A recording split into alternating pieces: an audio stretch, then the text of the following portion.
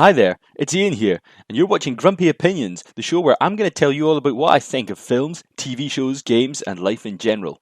Let's get on with the show. Philip Pullman's His Dark Materials series is a new show out this month. It's like a joint project from the BBC and HBO, a fantasy alternative reality show about a wee girl who's a chosen one, and a whole lot of other strange things. Episode 1 starts out by laying down important info. People's soul in this universe exist as wee animals, and everybody's got one. And there's a prophecy about an important wee girl. It's the usual kind of thing, yada yada. Then we get James McAvoy wading in through a flooded Oxford into Jordan College, and he's got a bubba in his basket, and he evokes academic sanctuary and chucks her like the master of the college, and he's not happy, but he takes the baby and he's off. After that, it's 12 years later, and that baby's grown up into a wee girl, the one off Logan, and she's called Lyra. And she's all sorts of like mucking about and parkouring around the college with her bestie and fellow orphan Roger. They like chase each other and nick some wine and hang out in a crypt getting sloshed. Seems like good fun, I suppose. Naughty kids. And around that time, her uncle, who's up in the Arctic taking holiday photos, heads back with urgent business. And she sees him arriving and she ditches Kevin Lannister and sneaks across the roof to where she's like meeting with some old boys. And she sees the master poisoning some wine and warns her uncle. And he smashes the bottle and like gets her to spy on the master when he's having his talk. And he gives a lecture about how using this special film, he manages to photograph dust, which glows, which sounds a little bit Chernobyl. Oh. There was nothing sane about Chernobyl.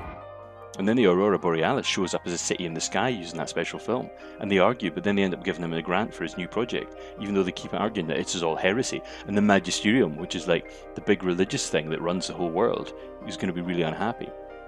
Meanwhile, a bunch of folk called Egyptians, who are like semi-problematic Egyptian gypsy folk or something? I don't know. Anyway, they're celebrating their lad becoming a man, and that means that his demon has now become fixed in a single form, because before that they change around into different things. So they're all celebrating, and the lad's wee brother wanders off, and he gets kidnapped by baddies.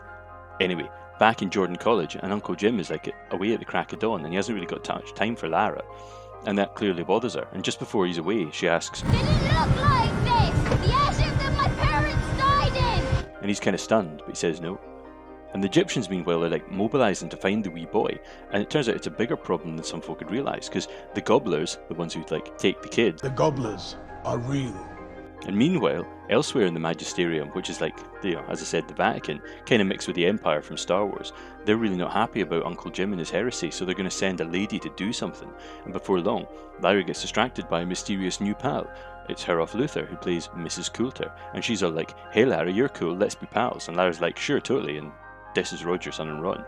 But then, because she's nice, when Mrs. Coulter says, do you want to come and hang out with me and be my mate? She's like, "Oh sure, but I need Roger to come because he's my bestie." And like Mrs. Coulter's like, "Fine, he can come." and then the master comes and like gives Lyra a thing called an alethiometer, and it turns out that's like a truth-telling future compass or something, but she's got to keep it secret, keep it secret. And that night, Roger gets gobbled by the gobblers, and that's bad. So the next day, Lyra rushes to meet Mrs. Coulter, and she's like, "We must find him." And Mrs. Coulter's like, "He must be in London." So they jet off, and the Egyptians are heading there as well by river.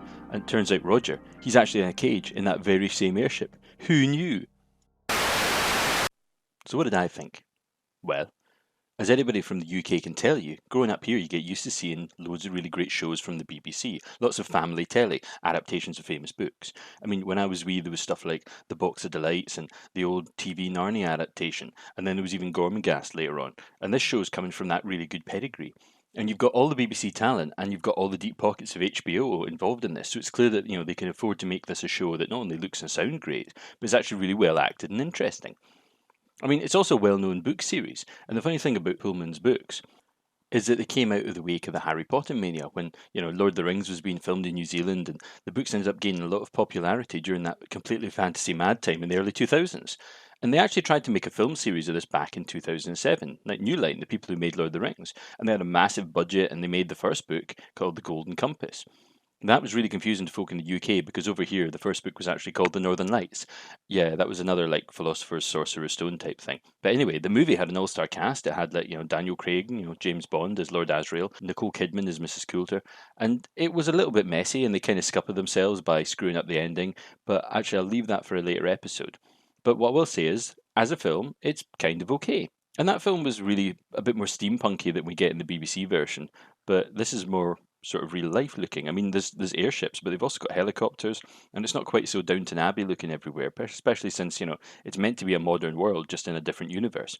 So, I mean, kudos for that level of realism, especially with stuff like the Egyptians. I mean, they seem kind of like normal folk. I mean, they're not fuddy-duddy like college types, but they're also kind of a little bit borderline pikey types, like the guys from the movie Snatch. Turkish, the five's twice the size, and my master needs a caravan. I'd like to look after me man. It's a fair deal. Take it. I mean, as I said, it's not entirely unproblematic, but yeah. But there's an awful lot of stuff about this I really like. I mean, the cast is amazing. I mean, you've got guys like Lucian Masmati and James Cosmo from Game of Thrones, and you've got like classically trained actor like Clark Peters and Ian Gelder and Ruth Wilson. I mean, Ruth Wilson, who was great in Luther, and she was in a film called The Pretty Thing That Lives in the House, which is really creepy, but really well worth checking out. You should have a look. And of course, you've got like James Xavier McAvoy, who's amazing in everything, especially Atonement, which I'm never going to shut up about. And you've also got like Lyra. Now, the only thing I've actually ever seen Daphne Keenan before, obviously, was Logan, where she played like X-23. And she didn't have an awful lot to work with in that, but in this, she's really good. And it's nice to see her working well. She's a nice wee talent who's coming along and going to do really well, probably. And there was some really great cinematography here.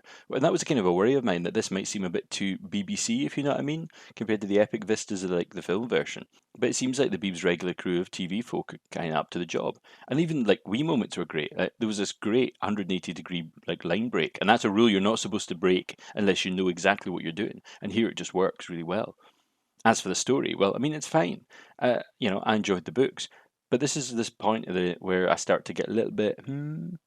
You see, this is all set up, and some of it feels a really bit odd. For starters, because there's so much exposition needed that they actually need to have like a load of pre-show text bits at the beginning, as I mentioned, and some of it comes off better than others. I mean, the whole dust thing, as I recall, it's actually meant to be a mystery till later on in the story, and a lot of the demon stuff felt kind of vague as well. But that's stuff that everybody should know about, even if the dust thing is a mystery.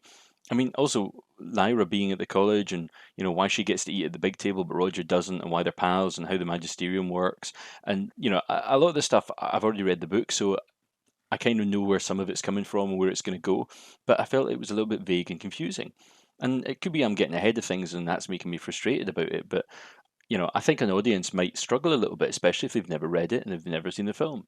Another aspect was that although the CGI on the demons is really good, I mean, it was very good and well done, it was kind of obvious that for an awful lot of the shots, they were only bothering with main character demons, like shots like this, and where you would expect everybody to have one. But instead, nah, it's just like Lyra and Mrs. Coulter, or whoever the main character is in the scene. And I'm not spoiling anything by saying, but it's kind of important. It's important to the plot. Also, the demons can't go that far away from the people, which they haven't established yet. And almost everybody in Lyra World has one, and the characters that don't have them for very specific reasons. And obviously, they'll come up in later episodes. But that's a kind of thing you need to understand. I mean, at least with Egyptians and stuff, they threw shots of the birds flying over the boats at the end, and a lot of them have like gull or bird demons. But other than that, it was pretty much fine. I'm not entirely sold on the show yet, but this is kind of the boring setup part of the story, and the movie got through this bit in about 20 minutes, so, I mean, they're battering through it quite fast. But this next episode should be right into the thick of the story, I'm hoping. So till next time, I've been Ian, and these have been my grumpy opinions.